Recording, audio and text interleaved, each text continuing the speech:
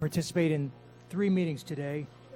We will start with workshops in just a few minutes. Included in that workshop will be a workshop on legislative priorities and another on the capital budget. After that, the board will participate in an attorney-client session, and our regular board meeting will follow at 5 p.m. I'd like to remind all who will be speaking today that this meeting is being transcribed in real time so it can be viewed with closed captioning. Please speak at a reasonable pace so that the transcribers can fully capture what you are saying. We will now call the workshop to order. Mrs. Bass, please take the roll. District 1, Barbara McQuinn. Here. District 2, Chuck Shaw. District 3, Karen Brill. Here. District 4, Erica Whitfield. Here. District 5, Frank Barbieri. Here. District 6, Marcia Andrews. District 7, Deborah Robinson, absent. All right, also in attendance at the dais is Superintendent Dr. Donald Fenoy, General Counsel Julianne Rico, and Mrs. Andrews is here.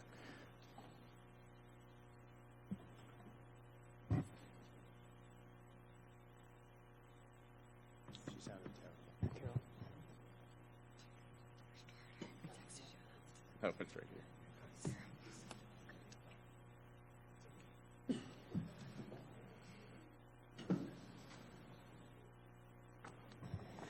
Dr. Fenoy. Yes, sir, Mr. Chairman. At this time, I would like to present our first workshop for the afternoon. At this time, I'll turn it over to our Chief of Staff, Ed Tierney, to introduce our distinguished guests. Chairman Barbieri, Vice Chair Mr. Shaw, school board members, Dr. Fenoy. I'm very pleased this afternoon to have the ability to facilitate the legislative platform workshop. I'm joined today at the table by Ms. Rita Solnet, our own Ms. Kathy Villavicencio, Ron LaFace from Capital City Consulting, as well as Megan Fay. I'll remind the board of the success that we had at the last legislative session, and we really believe that our cadence of communication and cohesion puts us in an even better position to help this board prepare for, participate in, and hopefully positively influence the upcoming legislative session. In the next 45 minutes or so, what we're going to talk about is the platform development timelines. We're going to look at the additional priorities identified by the board, identified by staff members, and discuss the legislative landscape and how our priorities will fit in. The timeline during July, Ms. Solnet reached out to start to get a sense of the board's prioritized and put that together in a cohesive manner. We reached out to our staff members in August to identify our internal priorities. We're having the board workshop today, obviously, in order to have our platform approved in September. Our goal being September 4th. We have a backup plan, if necessary, to go to the 25th if we have to back that up in September, with the goal, again, of the 4th. The committee meetings start on November 16th, and this January session begins on the 14th of January. This time, I'm going to turn it over to Ms. Solnet. So my job is to discuss the process of identifying the initial priorities. So this information is derived from 4 sources. It's really a cross-section of 4 sources. That's the information you have before you today. And I kind of feel like that Price Waterhouse guy that walks across the stage on the Academy Awards and has to talk about tabulating the votes and the process.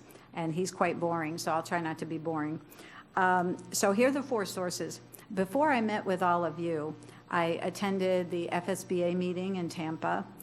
The final day, a lot of you attended that too, by the way. The final day of that meeting was 3.5 to 4 hours of nothing but legislative issues. They talked about issues that school districts are currently facing. They talked about issues that may be resurrected and issues that they anticipated for next year. I took that information, researched it with other lobbyists, legislative aides, and legislators from both parties. Following that, FEA hosted a full day, a legislative summit. Many Florida legislators were there, and that full day, they had about 800 people. And we talked about nothing but legislative issues. So I also had that information with me. And in addition to that, since I cover federal legislation, I also gathered intel from federal resources on potential legislation, because there is some overlap in like school safety, career technical education, and even the SNAP program, the nutritional assistance program. So in essence, that's I collected all of that information, and then I met with all of you over the summer. with that knowledge, using that knowledge as my foundation. And by the way, I thank you for taking your time over the summer to do this, either via phone or in person. But I also want you to know that I merged your information with a lot of things that are said in board meetings by all of you or in workshops, because a lot of really good ideas come from you during those times. That information was compiled and synthesized, and then it was given over to Mr. Tierney and to Kathleen, and they very conscientiously categorized them for this meeting. They also wanted me to mention some important dates. September 19th, FSBA will adopt their platform, and they sent you all the platform on Friday, so you can take a look at that. There's about 10 or 12 items on there. They will pare that down to probably 5. And the only other important date that I want to make sure you know about, and it's an easy one to remember, and that's Halloween. October 31st will be the Palm Beach County delegation meeting, where we talk about what our platform is to our delegation. So if it feels like someone hit the fast forward button on all of this, they did. The first sessions start in September 12th, I believe it is. So that's why, if it feels like we're rushing, we are. All right. I'd like to turn it over to Kathleen Villavicencio. Okay. Great, thank you. Good afternoon, Board, Superintendent. I wanted to just quickly put in a plug for some of the staff identified priorities. So as Ms. Solnit mentioned, in addition to kind of getting initial priorities from each individual board member, we also had staff, director level and above, contribute what they thought would be things that are definitely pressing for you to consider as part of the platform and issues of continuing concern. And so if you look at the second attachment to the board agenda item called reference documents, particularly pages 1 and 2, you will see those in their, I guess, form as submitted by departments like schools transformation, early childhood education, adult education, just to give you a sense of what folks internally are thinking about. And so just because I want to make sure we have enough time to discuss, I'm going to go ahead and pass it over to Ron and Megan so they can talk a little bit about what the climate is like in the state in terms of legislative landscape. All right. Thank you, Kathy. It's a pleasure for Megan and I to be here today to work with you while you all workshop your legislative agenda. First thing I wanted to check on, was I the only one when Rita mentioned that the delegation meeting's on Halloween that's immediately was thinking about what they're going to come dressed as? I'm thinking, you know, the guy from How a Bill Becomes a Law. Dress up like a bill. Sorry, just wanted to give you a little glimpse into what was going on in my head. So you know, the last time we were up here, it was the 2019 session wrap-up. It seemed like just a month or so ago, and it was. But we're with the 2020 session. We have an early January session. Ed hit the nail on the head. It's time to get rolling. It's committee meetings begin in September. The State Board of Education rolled out their legislative budget request this morning, but you guys are right on target with this workshop and how you're going to be adopting your legislative agenda to be effective. I do want to give you a little bit of, on the general landscape, something that's kind of unique this year. You know, as you know, the presiding officers in the legislature are elected for 2 sessions for basically 2-year term. So the way that they operate is that they come up with their agenda in all different sectors, industries, whether it's transportation, healthcare, education, and they kind of expect to get 50% of it the first session, and then hope to try to get the other 50% the second session, knowing that the things that hold over are usually more controversial. So, you know, they get what they can. This year, when it came to education, in my opinion, and the opinion of a lot of other people that watch this very closely, I believe the House and the Senate got about 85 to 90% of their education agenda. I haven't seen that occur before in the first session of the leadership's 2-year term. You know, the Senate's big agenda was a substantial increase in the BSA. He didn't get everything that they wanted, but it was pretty substantial. The House obviously wanted the expansion of opportunity scholarships, wanted the referendum operational millage shared with charters, prospectively, of course, point that out. And then both chambers wanted the teacher recertification, streamlining implementation of the security recommendations from the Marjorie Stoneman Douglas Commission, and also, some tweaks to the best and brightest and more money in there. So all of that was accomplished. The point of saying all that is that as we come into the 2020 session, as far as issues that are on the leadership's agenda, you're really dealing with about 10 or 15% that didn't get done. That's not a whole heck of a lot. So we expect a lot of smoothing of issues that were already passed. Maybe some tweaks. Obviously the governor has been talking about they're gonna take another or he's gonna insist the legislature do some more on teacher salaries, teacher pay. Megan and I were both at the State Board of Education meeting today where they rolled out their budget, and it was pretty absent from the budget. So we anticipate that being a governor's announcement, and so they didn't want to get out in front of them. So you didn't really see anything new on teacher pay. In there, we're certainly going to have the DCD issue because there was that study commission that was authorized last session. I've been coordinating with Mr. Burke a little bit about that and spoke with the EDR folks, which are basically the state's economists who are running this DCD study yesterday. They're running behind.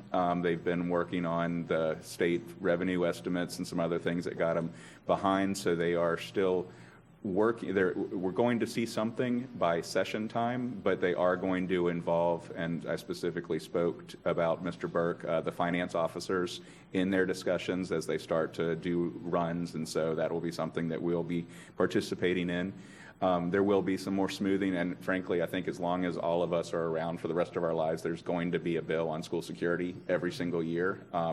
This year the issues, we're probably pretty aware of exactly what they are. I think it's going to be charter school security, as well as some probably revisions to the security contracted security officers to take out what some in the Marjorie Stoneman Douglas Commission believe might be some ambiguity there.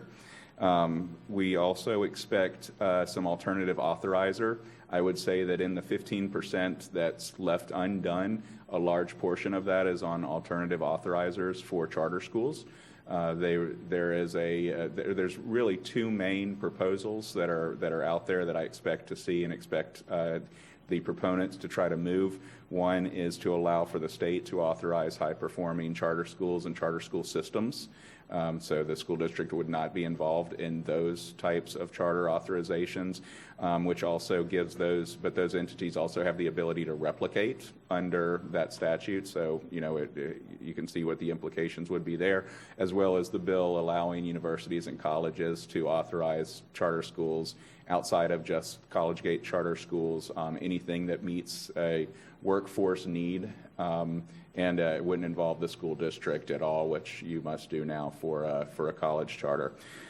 We do expect school board term limits to be back. There's also the bill that establishes a blacklist of what are considered bad actors, educators or administrators who have been involved in some sort of discipline, both from school districts, from charter schools, charter school governing boards, and from private schools that accept vouchers. At least that's the intent, so that people can't just jump around from different entity to different entity if they've run into issues.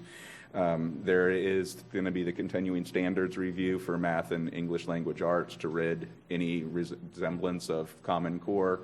That's not so much a legislative issue. It's going to come up, but the department's doing that on their own, and then there's going to be some continued VPK accountability legislation. So those are the overview of things that we see that are left out there in that 10 or 15%. As you can see, none of them, other than the alternative authorizers, are as I would call radioactive as scholarship expansion, but a lot of these are encompassed in the ideas that you all brought up. So I think that pretty much everything on here will be touched on, and so you guys did a great job of identifying hot issues. So with that environment, we can kind of move on to the next, unless anybody else has anything. All right.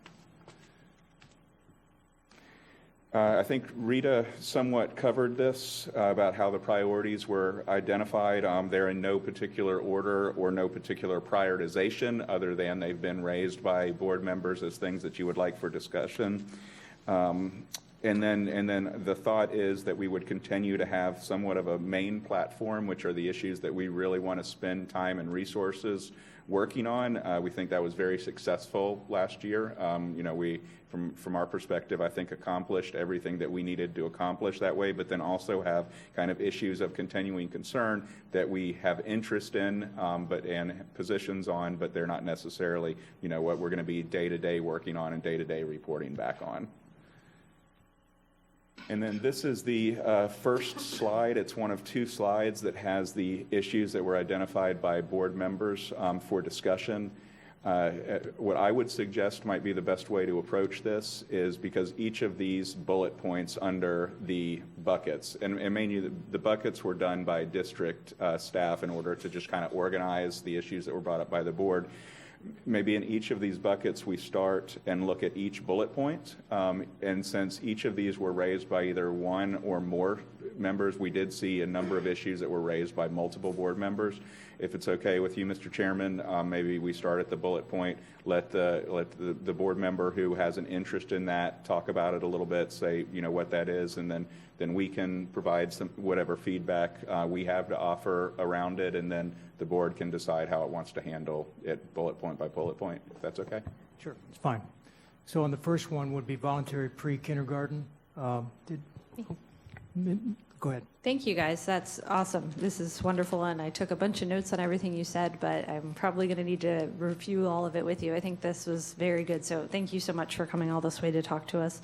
As far as VPK goes, I love that we have this in our priorities list. I feel I want to share with everyone that the Early Learning Coalition in Palm Beach has actually decided to work to replicate the project that Dr. Robinson had taken on in Riviera Beach, and they've actually put aside some funding for that so that they will be able to do a collaborative in Lake Worth and I believe Delray, and I'm going to mess it up, and maybe the Glades as well. So they want to do work very specific to the type of success that they've had in Riviera Beach. So just so that this board knows, that is something that organization is taking on.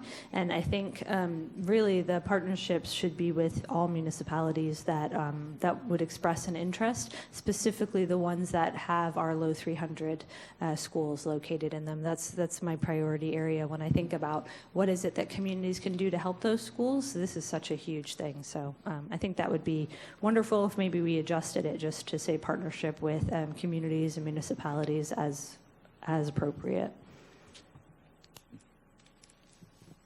Marcia? Mrs. Andrews? Thank you, and thank you all for being here. Yes, the VPK is a big one.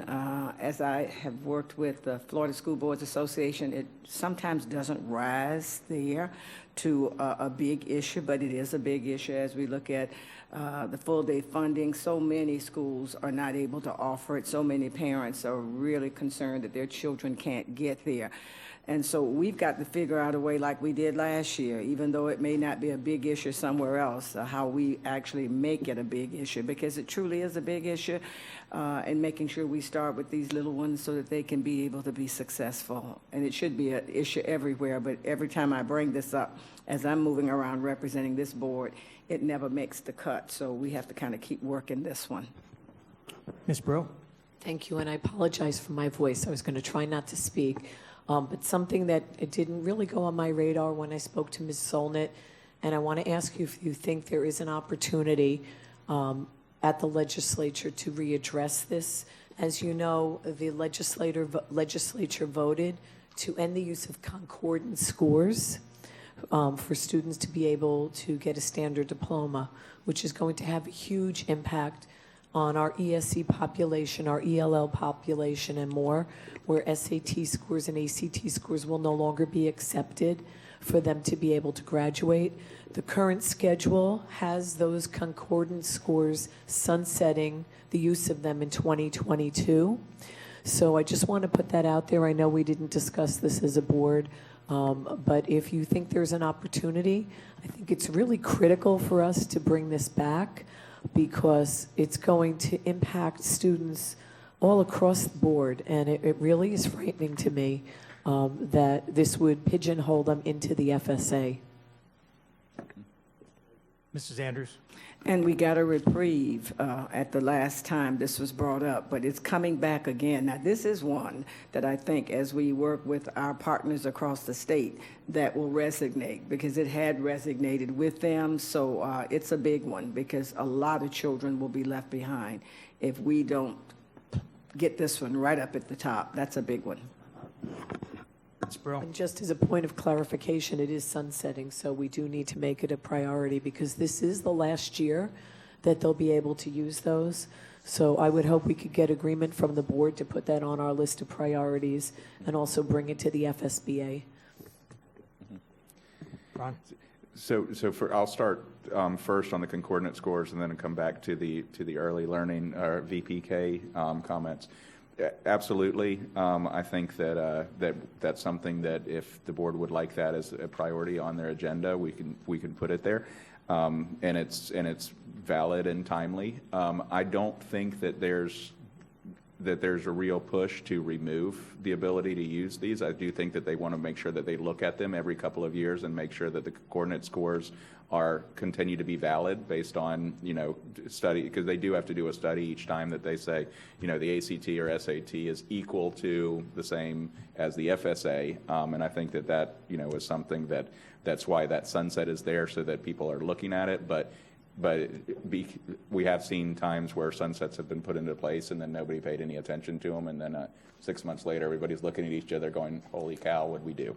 So it is a great issue to raise. On the VPK issues, a couple of things that I think that are actually happening right now that I think are getting very close to some of the issues that you've raised is today at the State Board of Education meeting, they approved a new rule on kindergarten readiness for private providers that basically allows up to 10% of learning gains to be put into, so it's not just on the readiness assessment. You also have a learning gain component to it that would come up to 10% of your readiness score. A lot of providers were happy with that. They do want a little bit more of the learning gains, I think, but to your point of not just relying on the readiness assessment, that's happening now as far as the department is willing to go with making sure that there's still plenty of accountability.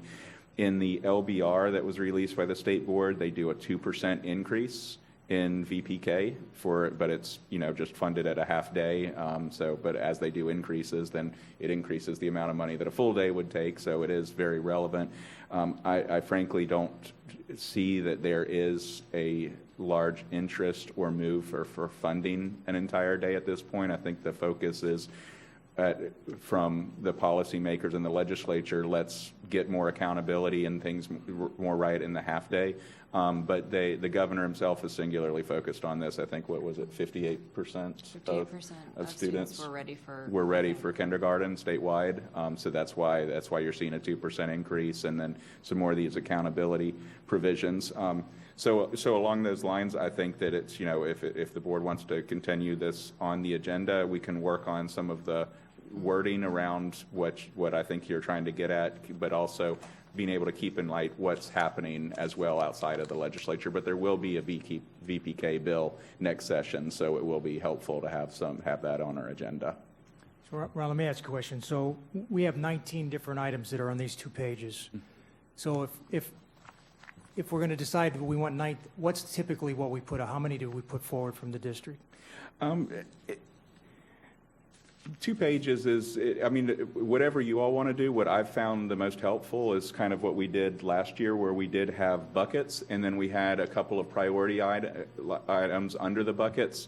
This list is pretty close to it, so it's it's fine. But for example, like on the VPK, I wouldn't have all of these bullets. I would narrow it down a little bit to keep in light with what else is happening there. All right, and I'll just say, sorry, Mr. Barbieri, if you look at page 7 of your reference documents, you can see what we did last year as well, in case that's helpful. So why don't we get a consensus as we go along with each of these, and then they're going to bring back a list for us at a board meeting to approve anyway. So everyone okay with both of those, voluntary pre-K and the concordance score issue? Okay, so we have all board members shaking their heads. Mr. Barbieri, along with adding the item on the concordance scores. Right, I said that too, both of those, yes. So the next item would be school safety and mental health, adequate funding for mandates outlined 70-26 and 70-30.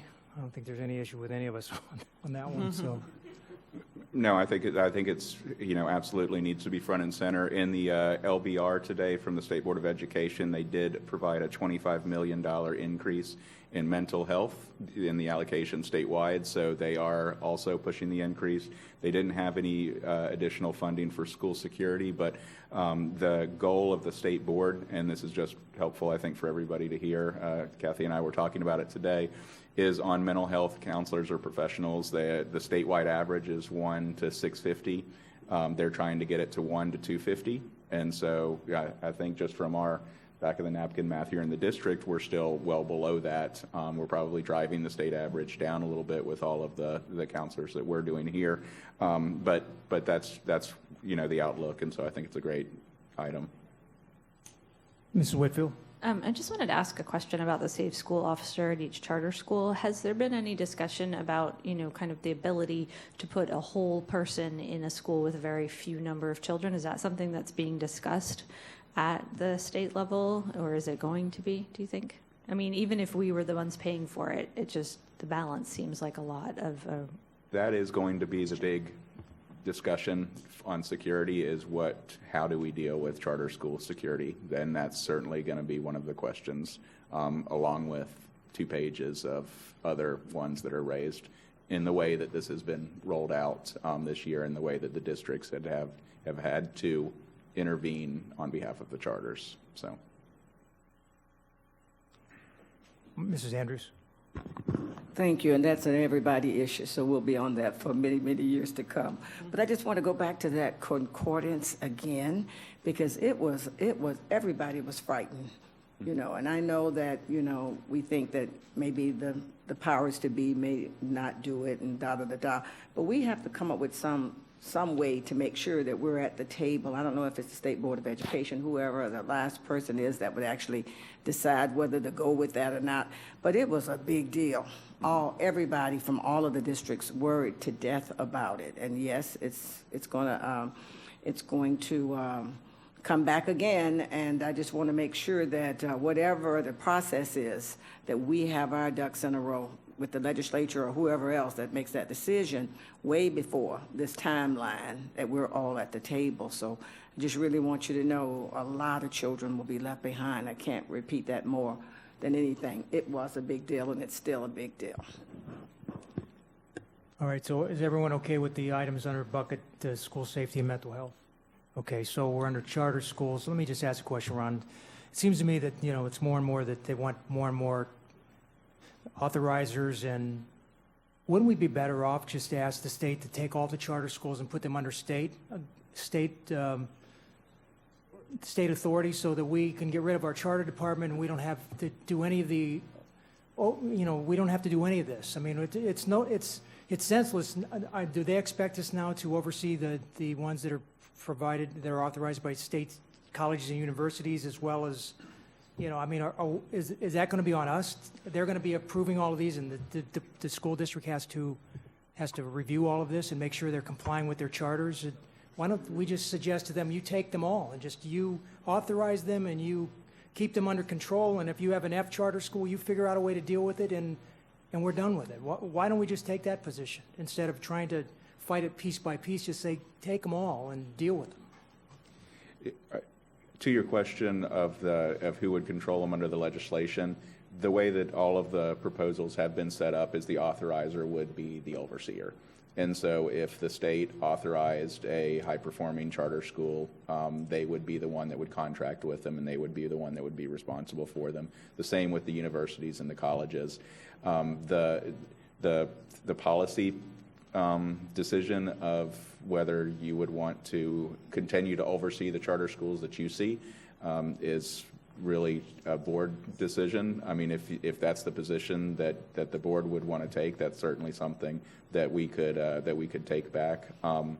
But the alternative authorizer proposals that we've seen to this point have not gotten into any authorized charter school that's currently sponsored by a school district. It's all being able to authorize, have alternative authorizers for different types of charter schools.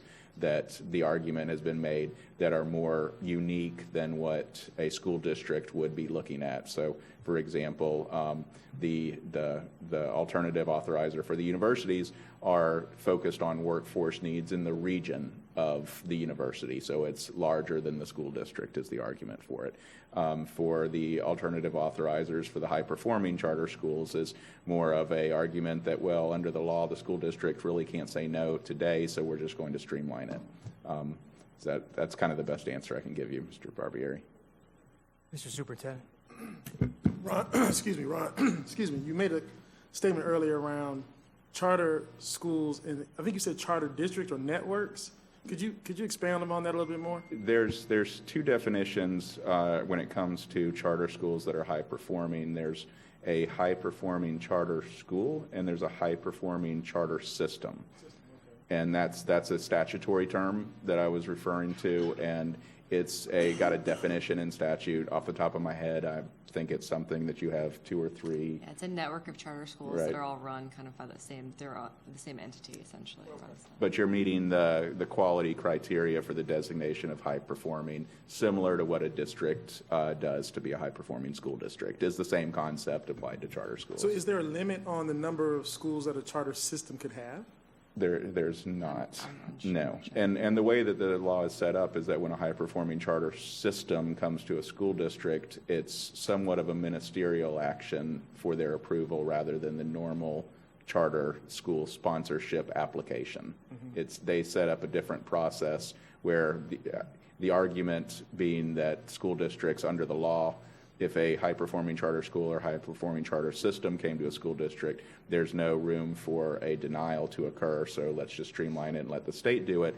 But then where it gets a little bit into the weeds is that these entities, once they're designated as a high-performing charter system or charter school, they also have the ability to replicate. And that is something that the district does look at to make sure that it is an accurate replication. And that is that when you look through the documents, that it is a true replication, and that's where I think the district loses some authority under the proposal for an alternative authorizer. Ms. McQuinn, then Mrs. Andrews. Mr. Barbieri and I have absolutely not talked about the state authors.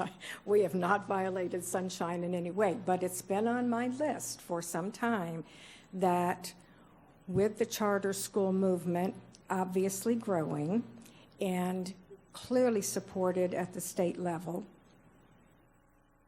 if the state approved all charter schools, authorized all charter schools, then they would have more consistency across the entire state.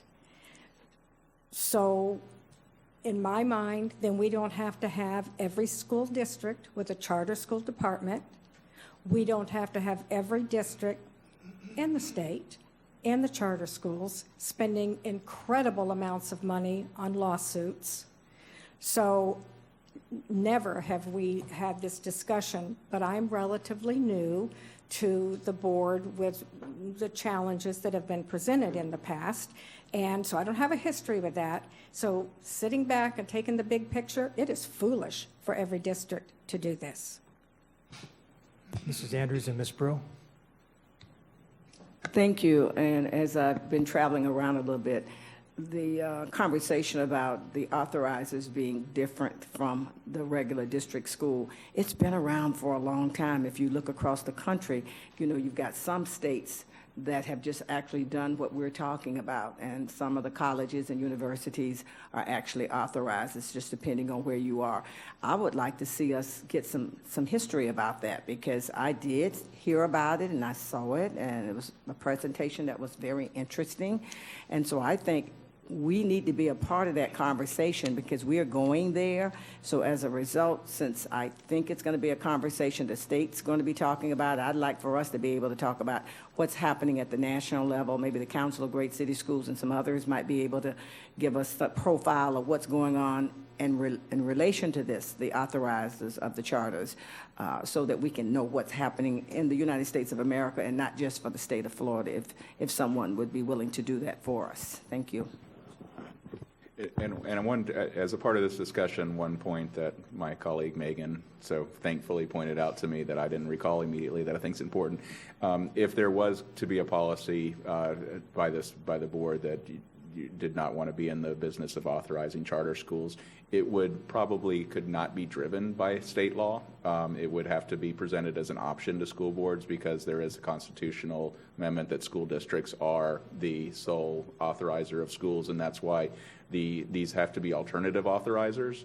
But that's just a little bit more of a context. And Ms. Andrews, to your point, we could certainly look into that. I will say in Florida, universities have been able to establish charter schools that are related to college-gate schools. Colleges have been able to do it in conjunction with school districts. This is just taking it up another step and also opening it up for any purpose relating to job growth in the area. That's the proposal, at least on the table, but we'll look into other states as well as to what they're doing. Ms. Brew? Thank you. And my comments were somewhat similar to Ms. Andrews. At first, when Mr. Barbieri spoke, I thought that sounds fabulous. Then I'm sitting here thinking, well, wait a minute. What about the proliferation of charter schools? We'll have them. We think we have a lot now. So I think there's good and bad, and I don't want to make a hasty decision on this, so I was just going to ask for more information because there's a part of me that thinks it's fabulous, and then the other part of me said, wait a minute, you don't know if it's really fabulous because, you know, if something sounds too good to be true, you know what they say. So thank you. Mr. Shaw? Thank you. To follow up, because the comment that Mrs. Brill just made at the end, if it's too good, my guess is that if the state actually did pursue being the authorizer, an alternative to authorizer, school district would still be responsible for administering special education, federal programs, all of those. So I think before we jump too far into that one, I think that's where where Mr. LaFace and Megan's real work is going to be. I like the two comments that are on here, but I do not think that that's the way our legislative priority should go. I think it should be reworded in a way that deals with the accountability issue, because the accountability issue with charter schools goes way beyond these two. And these two are very specific to, I think, a political agenda more than it is the real accountability piece. We have financial issues with charter schools. We have governance issues with charter schools. We have compliance issues with charter schools, both on the operation of the school, but now school safety. So I'd like for our position on the charter schools to be inclusive, to be comprehensive on the accountability piece.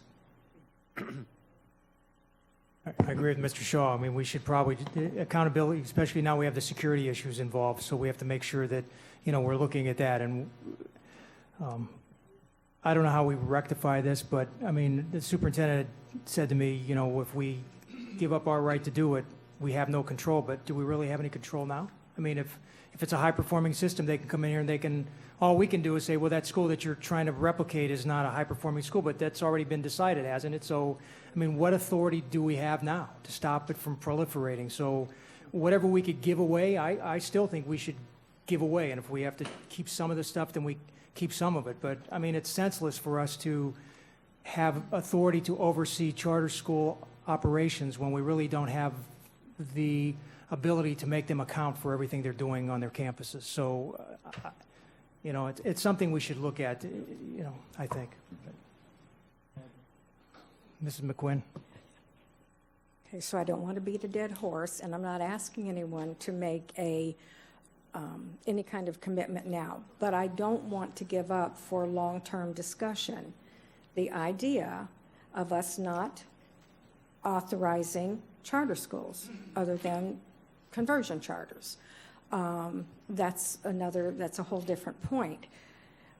But when we talk about, I don't remember which one made the comment, but we still provide services for ESE, and I can't remember the other. Well, we do that for private schools too. So I don't think that should stop us from having the discussion. It doesn't even have to be this year, but right now we are accountable for everything.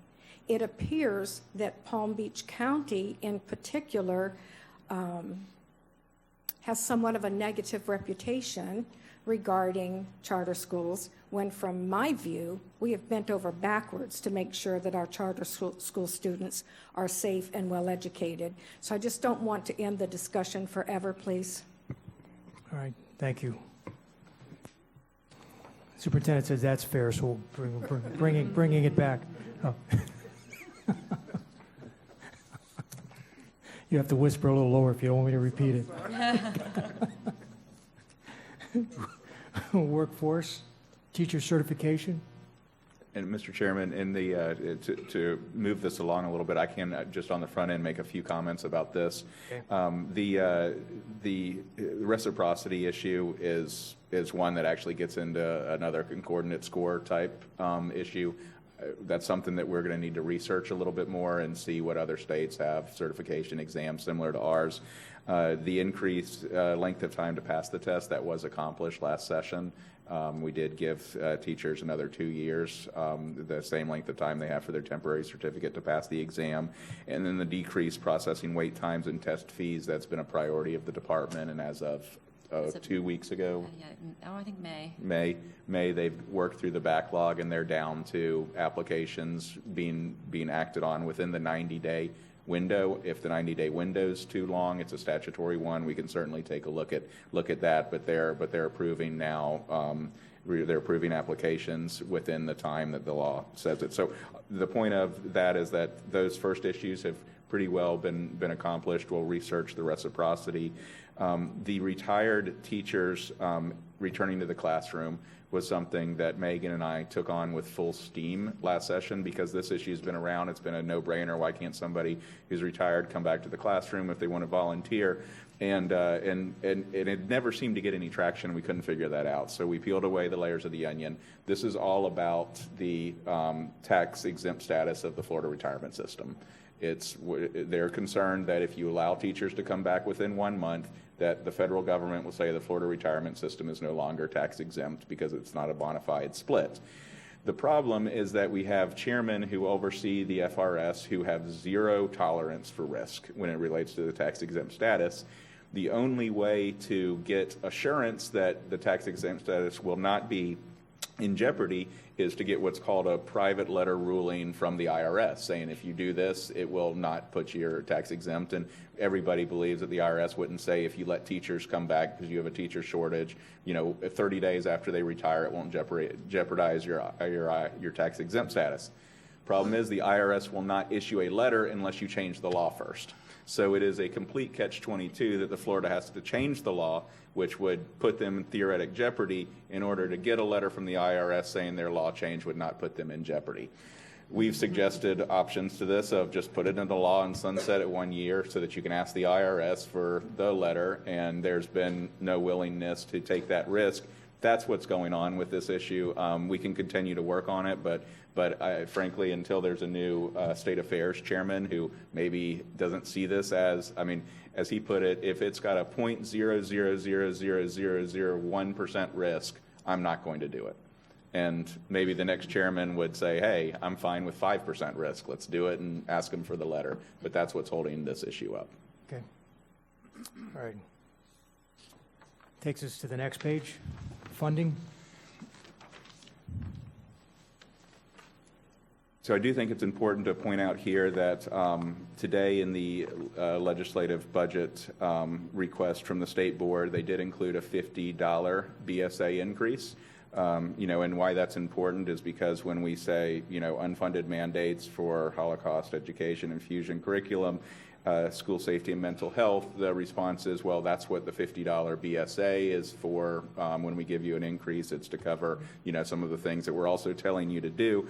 I will point out, which I think is important to Palm Beach, is they fund this $50 BSA increase by collapsing what are two categoricals in the FEFP. It's the virtual schools. Basically, they take all of the money out of virtual schools since the state has taken that over, and also the declining enrollment categorical.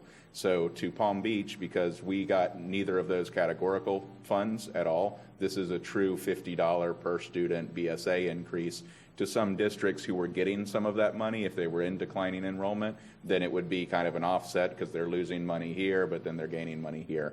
But I just thought that that's important. That's where the state board is, and that's what the BSA, as we fight for an increase in the BSA, I kind of collapse these issues into that because it's hard to say, yeah, well, we've got an unfunded mandate, but you're giving us $50 more per student. That's how they're supposed to kind of pay for each other. So I would almost recommend, instead of, I mean, we can say 4 things like this, but it more be about a BSA increase than it be about just unfunded mandate. I think you get more traction messaging it that way.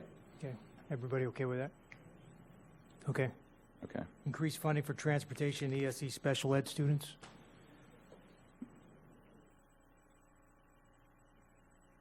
Ron, do you have any back? Yeah, I don't have any real comment there. I mean, they're underfunded. Everybody knows the state pays about 40% of every district's transportation needs in the categorical. It's been openly talked about, and at the same time, they increase students' ability to choose where they're going rather than us moving them there based on transportation issues. So. All right, and the next one, we already submitted that to the Florida School Board Association, required local effort. I'm sure that everybody agrees that we don't want to, yeah. District cost differential. I mentioned a little bit about that up front. You know, we're working to make sure that Mr. Burke is plugged into those discussions with EDR while they issue out their report. We don't know what the impact will be. Nobody has any idea whether this move to a wage index would help a district or hurt a district. We have to see actual runs based on county data. We are going to be seeing those at some point after they work with the finance officers, but as a part of this process, any district that is negatively impacted, there's supposed to be a recommendation of how you phase it into smooth glide path. So that's to be determined. I'm fine with this bullet point, the way that it is, to continue to do that work. All right, and the other ones you suggest, you can reword those for us, or you want to strike any of those out of there? Don't think it's worth putting them in? Like increase for funding for transportation, we all know that's a problem. It's been a problem every year. I mean, is it something we want to put on the legislative priorities? I mean, I think it's a good issue to talk about and make it a priority. I mean, we have one of a very unique district where we're very long, and there are other districts that have a huge amounts of water that they have to drive around, and so there's kind of a subset of districts that transportation is even more important to them because of the miles on the bus, and so I think it's a good issue to have that we can talk about. And the last one, voter approved referenda for traditional public schools, no retroactive sharing. Mission accomplished. I don't think that has much of a chance of going anywhere, but we sure should try it, because in 4 years we're going to be faced with that again, maybe. So, everybody agree? Yeah. And then we have other, retain local control.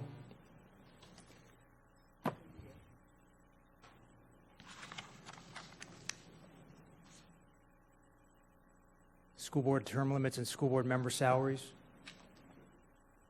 Ms. McQuinn? I don't remember, I know what we're doing. I don't remember why it's on as a priority. Are we challenging that there would be board member limits or whatever the rules they have about salary?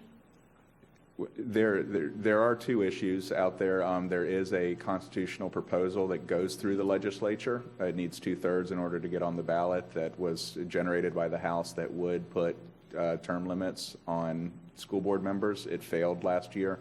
Do expect that to be back, so taking a position on that would be helpful if you wanted us to engage on it. And also on school board member salaries, you'll recall 2 years ago there was a change that tied school board member salaries to that of starting teachers. And so it is something that's on the table. I will say I'm seeing more and more often the legislature, when they have something that they want to have some sort of a hammer on it, they tie school board salaries or superintendent salaries to it as a way to say, well, you know, they're going to make sure they try to get it done.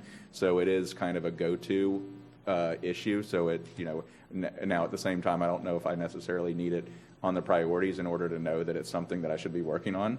So, you know, take it at that, and you all decide how you would like to handle it. Ms. Andrews? Yes, because these 2, everybody across the state of Florida work on every single year, especially the local control. When you start looking at what's happening from the legislature. It's divvying away at the school board, the local school board authority. And the school board term limits was a big one that the state really worked hard on. These might be good 3 issues to have on the issues of continuing concern so that we have them out there, but not necessarily on the priority list. Ms. Whitfield? So this local control thing, I just have this thing that keeps coming back in my head about the idea of local control, but also the idea of giving up charter schools for the long term, and how those two could be rectified. This is the first time I'm hearing of this idea of giving all the charters to the state, and I can see some of the benefits, like Ms. Brill said, and then also some of the challenges that could come with that.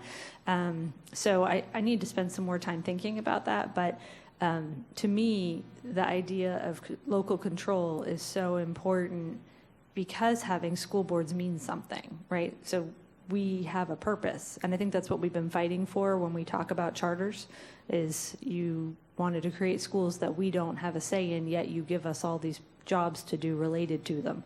So obviously we do something. There's a reason why we're here, and I think that we're really important. So retaining local control is exceptionally important to me. While we're having the discussion down the road of having giving up charters completely, I would need to find a way to balance those two in my head about if we were going to go forward with that, because to me there's nothing more important than having representatives that you can reach out to talk about the things that really truly impact your life every day, like schools do. So and then as far as the term limits and school board member salaries, the second one really blows my mind. I felt like it was a big insult, and I just have to say this because it just frustrates me, but you can't tell us how much we can pay our teachers and then tell us that how much we pay our teachers then ties to our salaries, because it's incongruent. Either give us more money or don't. But to tell us that it's our fault and that if we don't raise base teacher salary, that we're going to be penalized, like we didn't want to raise base teacher salary. Obviously, we would, whether or not it was tied to our salaries. So I'm very annoyed at the way the legislature has tied those two together, because I feel like they've just switched the blame on teacher salaries to the school boards, which to me is not fair when they're giving us 1% increases. So just the way that they've tied those together, it blows my mind. And so I would love to see you at least express that to the legislature, that we would love to raise our own salaries by raising their salaries, because I'd like to raise their salaries. I don't like what we're paying them. So that's just my little soapbox, and I felt like I had to say it. Thank you. But wasn't one of the proposals had nothing to do with tying it to teacher salaries? It was just like school board members shouldn't get paid. That was what they were trying to do, right? They were trying to just do away with school board salaries. There's certainly the school board members shouldn't get paid caucus. It does exist. Okay. Ms. McQuinn? Okay, so frankly, I don't care if school board members get paid or not. However, I would like publicly for the public to understand that we don't have individual budgets. So when I pay to be a member of the Palm Beach North Chamber of Commerce, or when I joined the board of Families First and AACY, I am writing personal checks for thousands of dollars to do that. So don't pay me. Give me a budget to do all those things. Now, I understand that not everyone would agree with me on that, but I do think it's important for the public to understand we don't have any personal budget to do any of those things that we attend.